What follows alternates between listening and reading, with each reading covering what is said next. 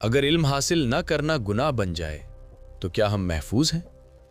حدیث مبارکہ نبی کریم صلی اللہ علیہ وسلم نے فرمایا، العلم فریضۃ علی کل مسلم و مسلمۃ۔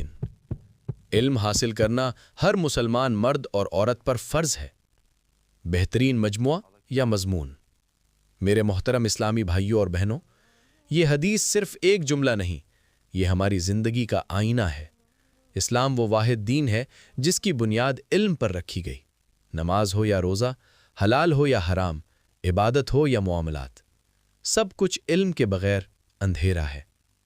نبی کریم صلی اللہ علیہ وسلم نے علم کو مرد تک محدود نہیں رکھا، بلکہ مسلمہ کا لفظ شامل کر کے واضح فرما دیا کہ عورت ہو یا مرد، علم سب پر فرض ہے۔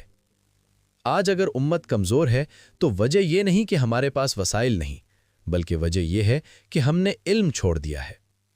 یاد رکھیں، بغیر علم عبادت قبولیت سے دور ہو سکتی ہے، بغیر علم جوش گمراہی بن سکتا ہے، اور بغیر علم ایمان بھی خطرے میں پڑ سکتا ہے۔ اسی لیے عدنان آفیشل 786 چینل پر ہم علم دین کو آسان، سچا اور دل کو ہلا دینے والے انداز میں پیش کرتے ہیں، تاکہ ہر مسلمان اپنے رب کو پہچان سکے، اپنے نبی صلی اللہ علیہ وسلم کو سمجھ سکے اور اپنی آخرت کو سنوار سکے۔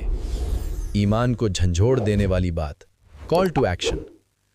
اگر تم واقعی حضور صلی اللہ علیہ وسلم کو اپنا نبی مانتے ہو، اگر تم چاہتے ہو کہ تمہارا ایمان مضبوط ہو، اگر تم چاہتے ہو کہ تمہاری نسل گمراہی سے بچے، تو عدنان آفیشل 786 کو ابھی سبسکرائب کرو۔